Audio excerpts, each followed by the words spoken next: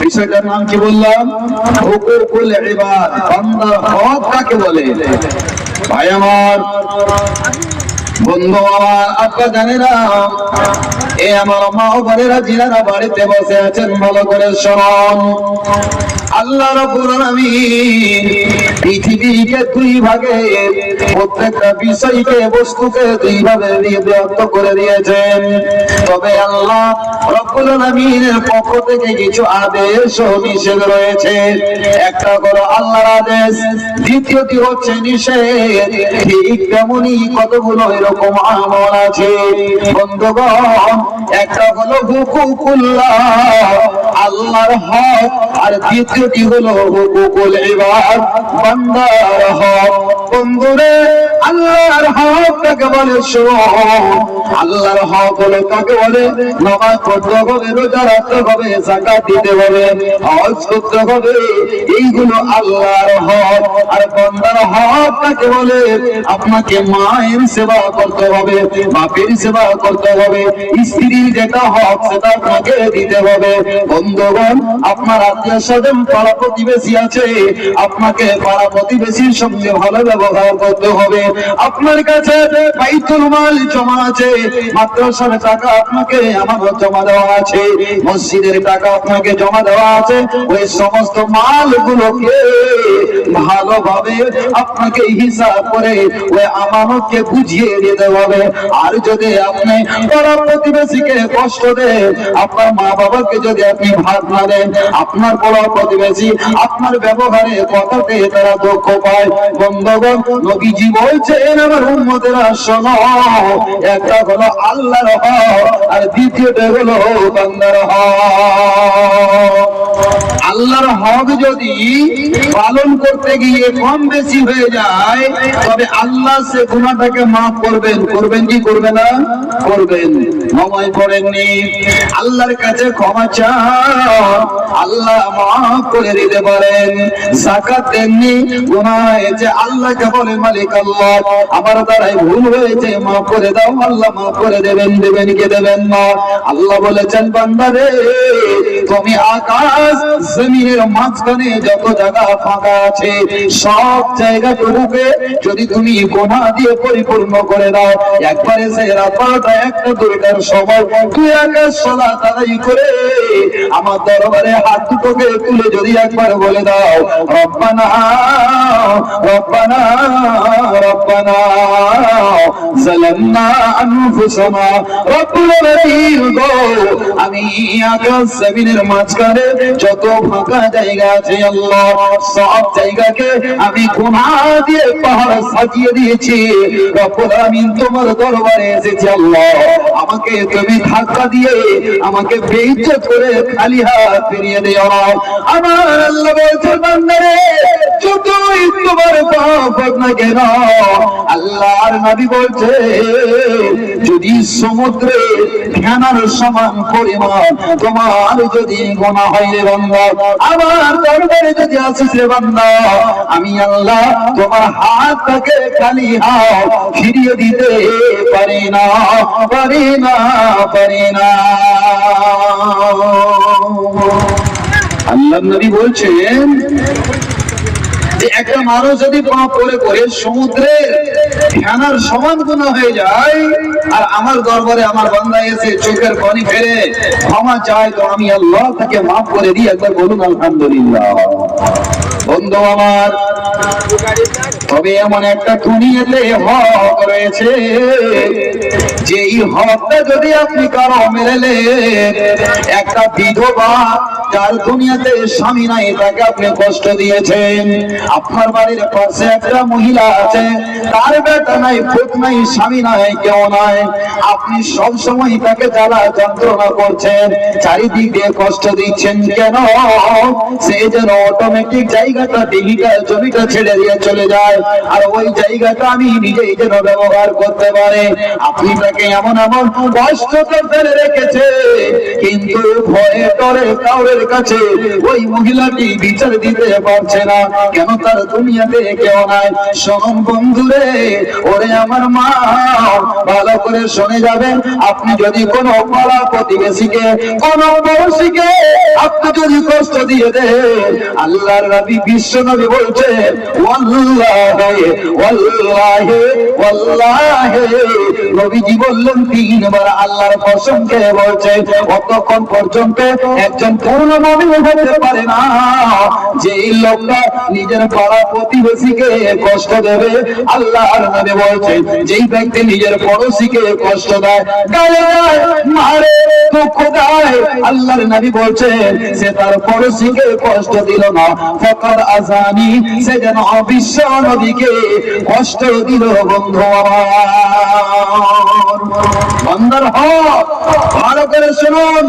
আপনি নামাজ পড়ছেন, নামাজ পড়ে পড়ে কপালে ঘরটা ফেলে দিয়েছেন বাপজি, আপনি 2 বার 3 বার হজ করে এসেছেন, আপনি তাহাজ্জুদের নামাজ পড়েন, সবে কাদের আপনি রাত্রে জাগেন, 30 খানা রোজা রাখেন, কিন্তু বন্ধু আপনার ব্যবহারে আপনার পাড়া প্রতিবেশী শান্তি নয়, আপনার মুখের ভাষা এত খারাপ, এত অকথ্য ভাষা, আপনার ব্যবহারে এলাকার মানুষ শান্তি পায় না। আল্লাহর নবী বলেছেন ওরে হাজী সাহেব, তুমি 10 বার যদি হজ করো, এই হজ তোমার কাজে লাগবে না, তোমার রোজা কাজে লাগবে না, তোমার নামাজ কাজে লাগবে না। এই জন্য লাগবে না, তোমার ব্যবহারে তোমার পাড়া প্রতিবেশী বড় কষ্টতে আছে। হুকুকুল ইবাদ কাকে বলে শোনো ভাই আমার, বান্দা যদি আপনার উপরে কোনো দাবি রেখে দেয়, যদি কোনো বান্দা আল্লাহর কাঠগড়াতে, আল্লাহর আদালতে যদি বিচারে দিয়ে দেয়, আল্লাহ আমি একজন গরিব মানুষ, আমাকে লোকটা কেন এইভাবে জ্বালা যন্ত্রণা করছে, কোন যদি একজন ছোট বাচ্চা তাকে আপনি অকারণে আপনি একটা তার গালে থাপ্পড় মেরে দিলেন, যদি বলে দেয় রব্বুল আলামিন গো আমি এর বদলা নিতে পারলাম না, প্রতিশোধ নেওয়ার মতো আমার ক্ষমতা নয়, আল্লাহ কালকে আমাদের মাঠে তুমি এই বিচারটা আমার করে দিও। বন্ধুগণ আমার আল্লাহ বলছেন বান্দারে, যদি নামাজ না পড়তে গেলে তোর পাপ হয়েছে, ক্ষমা চাইলে আমি মাফ করে দেব, কিন্তু কোন বান্দা যদি আমার উপরে তোর জন্য দাবি রেখে দেয়, তবে আমি ওই গুনাহটাকে মাফ করব না। আপনি হাজী সাহেব হলেই হবে কি, আর মুলবি সাহেব হলেও হবে কি, আর নামাজি পরেজগার হলে হবে কি, আপনার ব্যবহারে যদি আপনার পড়োশী শান্তিতে না থাকে, আপনার সমস্ত বরবাদ হয়ে যাবে। কেন? এটা তিরমিজি শরীফের হাদিস বলছি, আল্লাহ রাব্বুল আলামিনের নামে বলছেন, কাল কিয়ামতের ময়দানে, কাল কিয়ামতের মাঠে একজন ব্যক্তি আসবেন, ওই লোকটা এত নেকি নিয়ে আসবেন, তার নেকির পাহাড় যেন থাকবে। ইয়াতি ইয়াউমাল কিয়ামাতি বিসিয়ামিন ওয়া সাদাকাতিন ওয়া যাকাতিন, এই করতে করতে রাসূল বলছে ওই লোকটার নেকি এত হবে, আল্লাহ যেদিন হিসাব কিতাব করবেন কিয়ামতের মাঠে, ইতিমধ্যে একটা লোক এসে বলবে, আল্লাহ এই লোকটাকে তুমি জান্নাতের সংবাদ দিয়েছো, এই লোকটা জান্নাতে যাবে। মালিক আল্লাহ রে, এই লোকটা আমাকে মেরেছিল, এই লোকটা আমাকে গালি দিয়েছিল, আল্লাহ আমার দুনিয়াতে স্বামী ছিল না, আমি একটা বিধবা নারী, আমার ছেলে পিলে ছিল না, আমার উপরে বড় বড় মিথ্যা অপবাদ দিয়েছিল, আল্লাহ তুমি আজকে বিচারটা করে দাও। সেদিন মারের বদল মার হবে না, সেদিন টাকা পয়সা জরিমানা হবে না, কি হবে? আল্লাহ বলবেন ওরে বিধবা নারী, তুমি প্রতিশোধ নিতে পারোনি, সবুর করেছিলে, ওই জায়গার নেকির পাহাড়টা খারাপ আছে, ওখানে যাও আর তার নেকি গুলো কেটে কেটে তোমরা নিয়ে চলে যাও।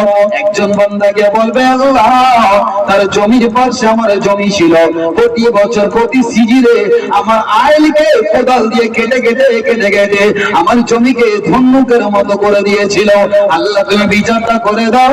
আল্লাহ বলবেন বান্দারে যাও তার নেকি গুলো নিয়ে নাও।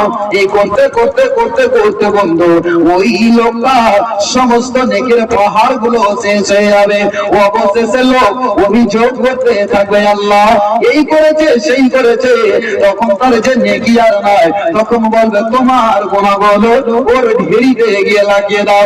অবশেষে বন্ধুরে নবীজি বলতেন সুম্মা তুরিয়া ফিন্নার, ওই নেকির পাহাড় করনেওয়ালা লোকটাকে অবশেষে বলছে জাহান্নামে ধাক্কা দিয়ে ফেরেশতারা টানতে টানতে নিয়ে চলে যাবে। একবার বলুন সুবহানাল্লাহ। এটা হলো বান্দার হক। আপনি যদি কষ্ট দিয়ে রাখেন, আল্লাহর কাছে যদি বিচার চেয়ে নেয়, তাহলে সব নষ্ট হয়ে যাবে। বন্ধু, একটা কথা বলে আমার বক্তব্য শেষ করছি। আল্লাহ রাসূল সাল্লাল্লাহু আলাইহি সাল্লাম বলছেন, তিন প্রকারের মানুষের দোয়া আল্লাহর কাছে কবুল হয়ে যায় সঙ্গে সঙ্গে। আপনাদের জানা আছে, বলতে পারবেন কয় প্রকারের মানুষের দোয়া? তিন প্রকার বান্দার দোয়া আল্লাহর কাছে একদম ডাইরেক্ট কবুল হয়ে যায়, কোনো পর্দা লাগে না, সরাসরি কবুল হয়। নাম্বার 1, নবীজি বলছেন, একজন যদি মুসাফির দোয়া করে দেয়, মুমিন যদি হয়, আমি যদি প্রকৃত নামাজি হয়ে পরেজগার হয়, আপনাদের জন্য যে দোয়াটা করব আল্লাহ সঙ্গে সঙ্গে কবুল করবে। একবার বলুন সুবহানাল্লাহ। সাহাবারা জিজ্ঞাসা করলেন, নবী গো, তিন নম্বরে কোন লোকটার দোয়া আল্লাহর কাছে কবুল হবে? আল্লাহর নবী বললেন, তোমাদের মা এবং বাবা আল্লাহর দরবারে সন্তানের জন্য যেটা দোয়া করবে, সে যদি বদদোয়া দিয়ে দেয় তবে ওই দোয়াটা আল্লাহর কাছে কবুল হবে। আর যদি ভালো দোয়া দিয়ে দেয়, ওই দোয়াটা আল্লাহর কাছে কবুল হবে। মা বাপের দোয়া সন্তানের জন্য লাগে কি লাগে না? লাগবে। যদি আপনার মা বলে দেয়, আল্লাহ আমার ছেলেকে দুধে ভাতে খাওয়ায় আল্লাহ, এই দোয়াটা সঙ্গে সঙ্গে কারেন্টের মতো কবুল হয়ে যায়। অন্যান্য লোককে আমরা দেখতে পাই গ্রামের সমাজে, পাড়া প্রতিবেশীতে, একই মায়ের 5টা সন্তান, 4টা ভাইকে দেখেন হাই হাই দই দই করে বেড়াচ্ছে, খেটছে, খাচ্ছে, কি করছে, কিন্তু জুটে না, এদিক টান তো ওই দিক গুদাম হয়ে যায়। কিন্তু আর একজন ভাইকে দেখেন আল্লাহ খুব সুখে রেখেছে, বলে ভাই কি করছেন? আল্লাহ খুব ভালো রেখেছেন। কেন? আমার 4টা ভাই দেখেন সারা জীবন হাই হাই করছে, পেট ভরে না, আল্লাহ আমাকে খুব সুখে রেখেছে, মা বাপের দোয়া আছে। কথাটা বলে না? বলে কি বলে না? আর এই কথাগুলো আপনাদের এলাকায় নাই? এই কথাটা বলে কেন? ওই যে মা বলেছে আমার ছেলেকে তুমি দুধ ভাতে খাওয়াই আল্লাহ। বন্ধুগণ, নবীজি বললেন তৃতীয় নম্বর কে হবে? একটা মুসাফিরের দোয়া, একটা মা বাপের দোয়া সন্তানের জন্য কবুল হয়ে যাবে, তো কোনো সন্দেহ নাই। 3 নম্বর কে? যে ব্যক্তিটা হলো মাজলুম ব্যক্তি, যার উপরে আপনি বিনা কারণে জুলুম করছে, কোনো দরকার নাই, কোনো কারণ নাই, ও কারণে আপনি তার উপরে জুলুম করছেন। আল্লাহ বলছেন, মাজলুম ব্যক্তি যদি আল্লাহ দরবারে হাত তুলে দেয়, তবে আল্লাহ বলছেন আমি ওই দোয়াটাকে কবুল করে নেব। ভালো করে শুনুন। মারওয়ান বিন হাকাম খিলাফতে দৌরে খিলাফত সে সময় রাজত্ব চালাতেন মারওয়ান বিন হাকাম। তার কাছে একজন গরিব মহিলা, একজন বুড়ি বৃদ্ধা মহিলা এসে বিচার দিয়েছে। কাকে? তো মারওয়ান বিন হাকামকে। কি বিচার দিয়েছে? মারওয়ান বিন হাকাম, আপনি তো এই দেশের বর্তমানে রাষ্ট্রপতি, আপনার কাছে আমি একটা বিচার নিয়ে এসেছি। আমার বাড়ির পাশে একজন লোক আছে, যার নাম হলো সাঈদ বিন যায়েদ। সাঈদ বিন যায়েদ লোকরা আমার একটা জমিকে হড়প করে নিয়েছে, মানে বেমানি করে নিয়েছে। আল্লাহু আকবার। তো সাঈদ বিন যায়েদের সাহাবীটাকে যদি আপনারা চিনেন আর শুনেন তো অবাক হবেন। আরে যেমন তেমন সাহাবা নয়, আল্লাহর নবী 10 জন সাহাবাকে জান্নাতের সুসংবাদ দিয়েছেন, নাম ডেকে ডেকে বলে বলে। আল্লাহর নবী ওই 10 জনের ভেতরে সাঈদ বিন যায়েদের নামটাও বলেছিলেন ইনি জান্নাতে। ওই জান্নাতে সাহাবার ব্যাপারে এত বড় ইলজাম, ওই বৃদ্ধা মহিলাকে এসে মারওয়ান বিন হাকামের দরবারে বিচার দিয়েছে। এবার মারওয়ান বিন হাকাম ওই সাঈদ বিন যায়েদকে ডেকে পাঠিয়েছেন। এবার এসেছেন, আসার পরে বলছেন, জাহাপনা বলুন তো কেন আমাকে ডেকেছে? কি হয়েছে? আমাকে কেন ডাকলেন? এবার মারওয়ান বিন হাকাম বলছেন, তুমি নাকি এই বৃদ্ধা মহিলার জমিনটাকে দাবিয়ে তুমি নিয়ে নিয়েছো, বেঈমানি করে নিয়েছো। আল্লাহু আকবার। এবার ওই সাঈদ বিন যায়েদ এবার বিশ্ব নবীর একটা হাদিস মারওয়ান বিন হাকামের সামনে পড়তে আরম্ভ করেছে। হাদিসটা হলো এই, রাসূলুল্লাহ বলেছেন মান আখাযা শিবরাম মিনাল আরজি ইউতাউ ইয়াউমাল কিয়ামাতি ইউতাউবিকুহা সাবঈনা রাজিনা। আল্লাহ নবী এই হাদিসটা বলেছেন, ওই সাঈদ বিন যায়েদ হাদিসটা তার সামনে বলছেন ওগো মারওয়ান বিন হাকাম, আমি তার জমিকে বেঈমানি করিনি, এটা আমার উপর মিথ্যা অপবাদ দিচ্ছে, এটা আমার উপর মিথ্যা ইলজাম দিয়েছে। মারওয়ান বিন হাকাম বলছেন, ওরে আল্লাহর বান্দি, এমন একটা আমার সামনে দলিল পেশ করেছে, আমি মারওয়ান বিন হাকাম সাঈদ বিন যায়েদের উপরে বিচার করতে পারবো না। যখন বিচারটা করে দিলেন না, যেহেতু মারওয়ান বিন হাকাম বুঝতে পারছেন যে আল্লাহ রাসূলের সাহাবী আর ওপর থেকে জান্নাতি সাহাবী এত বড় কাজ করতে পারে, যখন ফাইসালাটা করলেন না, তখন ওই বৃদ্ধা মহিলাটি মানে মুখখানাকে ছোট বড় করছে, হায় রে আমার কথা কেউ কি শুনবে, আমাকে বিচার করে দেওয়ার মতো লোক আর কেউ নাই, কেউ নাই, তো কে বিচার করবে? আল্লাহু আকবার। হযরতে সাঈদ বিন যায়েদ বাড়ি গেলেন, মৃত মানুষ আল্লাহর দরবারে হাত তুলে দোয়া করে দিলেন, আল্লাহ আল্লাহুম্মা ইন কানাত কাযিবাতান ফাউম্মা বাসরিহা। আল্লাহ গো, যদি এই ব্যাপারে এই বৃদ্ধা মহিলাটা মিথ্যা হয়, বেঈমান হয়, আর আমি যদি সত্য হয়ে গো আল্লাহ রব্বুল আলামিন, তুমি ওই মহিলাটাকে অন্ধ করে দাও, দুই চোখের কানা করে দিও। আল্লাহ রব্বুল আলামিন সঙ্গে সঙ্গে দোয়াটাকে কবুল করলেন। একবার বলুন সুবহানাল্লাহ। কেননা নবীজির সাহাবা আর জান্নাতের সার্টিফিকেট পাওয়া সাহাবা দোয়াটা করলেন, কিছুদিনের ভিতরে এই মহিলাটি দুটি চক্ষু বন্ধ হয়ে গেল। এবার যেন কাটি ধরে হাঁটে, এবার খুঁটি ধরে হাঁটে, মানুষের লাঠির সাহারা ধরে হাঁটে। গ্রামের এলাকার লোকেরা বলে, হে কালা, আগে ফুফুতি কেন কানা হয়ে গেলি, তুই তো চক্ষু ভালো ছিলি, কি ব্যাপার, কেন তোর চোখ কানা হয়ে গেল? ওই মহিলা কি বলেছিল, আসাবানি দাওয়াত সাঈদ ইবনে যায়েদ, ওই সাঈদ বিন যায়েদের বদদুয়া আমাকে লেগে গেছে, যেহেতু আমি মাজলুম, আমার আল্লাহ রাব্বুল আলামিন আমি জুলুম করেছি ওই সাঈদ বিন যায়েদের উপরে, আল্লাহ দোয়াটা কবুল করে আমাকে দুনিয়াতে শাস্তি দিয়েছে।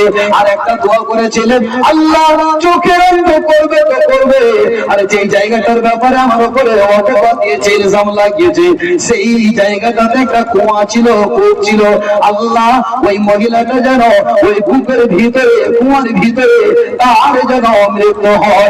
বন্ধুগণ, ওই মহিলাটি হাঁটতে হাঁটতে খুঁটি টাটি ধরে ধরে হুড়মুড় করে ওই গর্ততে, কুয়ার ভিতরে পড়ে যেন মারা গেল। একবার বলুন সুবহানাল্লাহ। আমি বলতে চলেছিলাম, বন্ধুরে, বান্দাকে যদি আপনি কষ্ট দেন, এই গুনাহটা আল্লাহ মাফ করবে না। এই জন্য মাসলুমের বদদুয়া থেকে, ইয়াতীমের বদদুয়া থেকে, পাড়া প্রতিবেশীর বদদুয়া থেকে সব সময় বেঁচে থাকবে, বেঁচে থাকবে।